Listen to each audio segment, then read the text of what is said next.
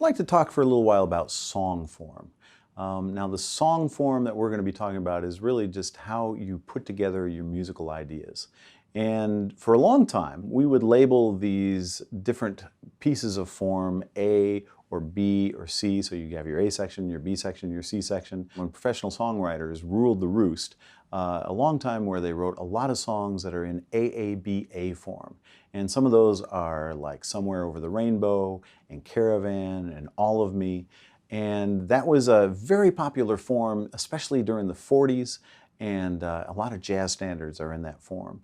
Then you look at the 12-bar blues, which actually developed before that. And that's a form of music that actually is very specific. It's even defined by the form that it has. You've got these 3 4-bar phrases. You say something once, you say it one more time, going up to the 4 chord, and then you say something else at the end, and that actually defines the style of music itself. Really, since the 1960s on, most music in terms of folk and rock and pop and R&B and hip-hop has been in what we call verse-chorus form. Now, there's more elements than just the verse and the chorus, and I'm going to want to talk a little bit about what the different elements are there and then how to use these effectively. The first element is the verse, and the verse is defined by having the melody repeat each time, but have the lyric be different. So verse 1 is going to have the same melody as verse 2 typically, but the lyric will be different in verse 2. And then it'll have the same melody in verse 3 typically,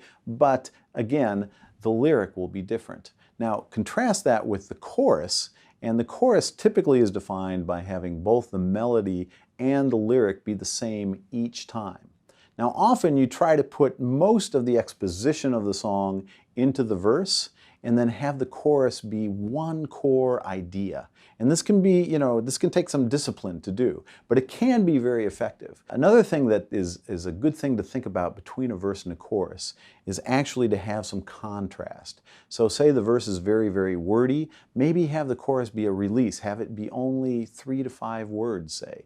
And so we have a little bit of time to absorb what happened in the verse.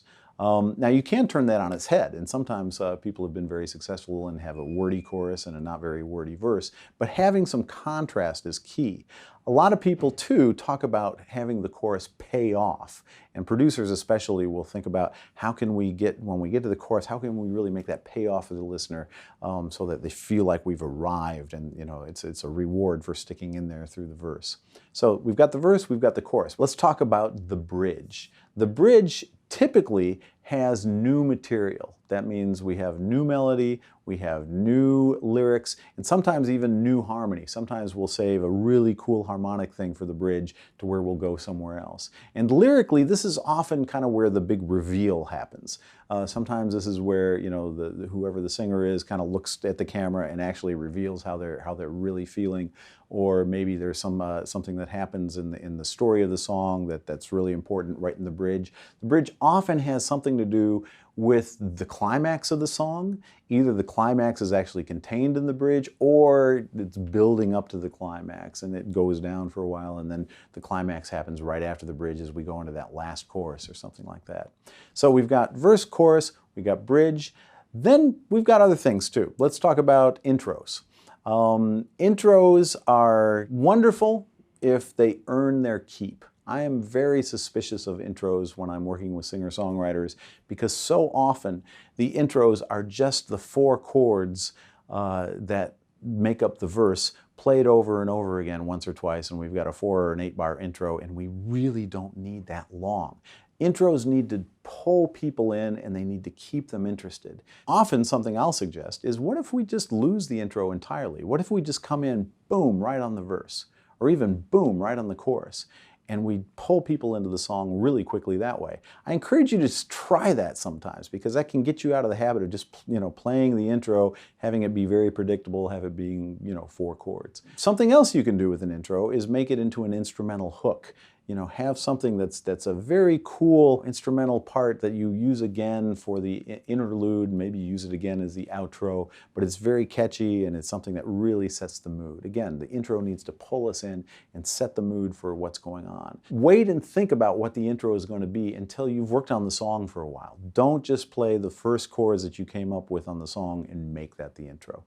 Other parts of song form can include a solo, and a solo can be a really nice thing to kind of change pace for a little while. My advice here is that you don't need the solo to be too long.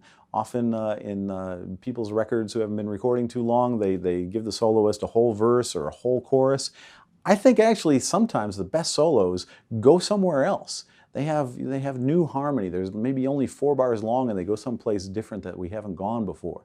Keep in mind that, Eddie Van Halen, they named the band after him. He would only take 8-bar solos and he was a pretty good soloist. So think about, does this solo really earn its keep? Is it really doing what I want it to do in the record? Once we've got all these different parts of form, you can really start to think about how can I put these pieces together to where they're going to make the most sense for my song. They're going to make the most sense for what I'm trying to say emotionally. They can make the most sense for what I'm trying to do in terms of telling a story, and they can keep the listener involved and keep us going on this journey. Now, one style of music where verse-chorus song form is not usually used is in electronic music. The main things to think about here, if you're making this kind of music, is really the build-up and how you build things and keep people interested by having them build, and then the drop. And the drop is kind of like the chorus. That's where you really want it to pay off. The one other thing I'm going to mention about song form is a phase that I went through and a whole lot of my students go through, and that is writing music that is quote-unquote through composed. And this is where you're not using verses and choruses, but you're really just writing something that doesn't have any repeating sections whatsoever. And this can be fine. This can be absolutely fine, but there's a couple of cautionary notes that I would give you about this. First off, it can be very difficult to keep people engaged because a lot of times the contrast is not there. So if you're working on a through composed piece, think about how am I going to provide some contrast. Now, having something be through composed doesn't mean there aren't different sections. It just means that the sections maybe don't repeat. So think about giving us some nice contrast to where we're still going to be engaged. So the main thing I want you to remember is that the song form is there for you to use, to try and have the prosody of what you're trying to do emotionally and story-wise and lyrically all come together. So think about using song form to your advantage.